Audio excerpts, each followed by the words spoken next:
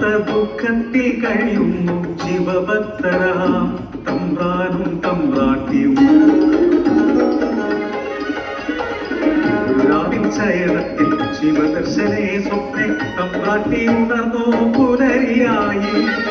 തോഴിമാരൊത്തു നീരാ യാത്രയായി ആ പൊൻപുലരിയിൽ കുളിക്കടവിൽ തേജസാറ്റൊരിക്കും ഒരു പൈതൽ ശിവദേവൻ നൽകിയ വിധിയല്ലയോ. മനക്കലോ സന്തോഷം അലതല്ലി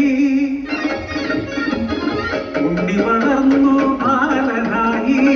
കൗമാരം പടിവാതിൽ എത്തി നിന്നു മാറുന്നു ഭാവങ്ങൾ രീതികൾ.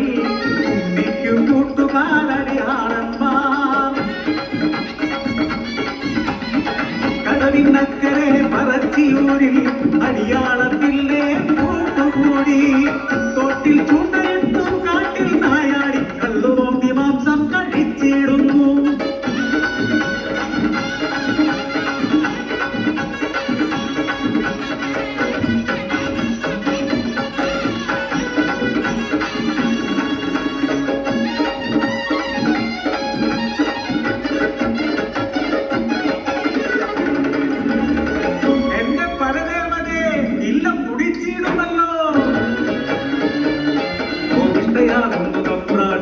ഉണ്ണിയെ മച്ചിൽ ബന്ധിക്കുന്നു ജലപാനം നൽകില്ല പൊന്നുണ്ണി. ഒരുത്തക്കേടുകൾ ഏറെയായി അല്പം കഴിഞ്ഞപ്പോൾ അമ്മ തൻ മാനസം സ്നേഹമായി പിന്നെ വാത്സല്യമായി. മനക്കരെ മച്ചിന്നെ എത്തിയ അമ്മ അറപ്പുരവാവിൽ തുറന്നു നോക്കി.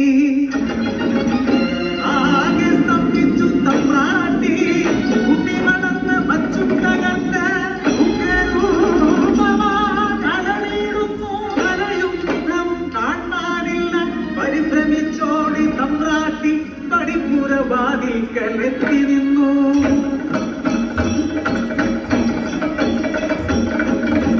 മനക്കരെ വച്ചും തകർത്തുണ്ണി വെറും ദൈവമായി മാറി. മനക്കു മുകളിയ തലയിൽ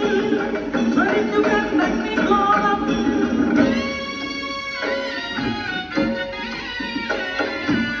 ഭയന്നൊര തമ്പ്രാട്ടി നോക്കാനാവാതെ കൈകൾ കൂപ്പി നിന്നു. അലറുന്ന ഉണ്ണി അമ്മയോട് ചൊല്ലി മനുഷ്യരു ജാതിയൊന്നാണ്. അടിയാളം പറയത്തു ദൈവമാകും ഞാൻ മുത്തപ്പൻ ദൈവമായി ഇറങ്ങാടും.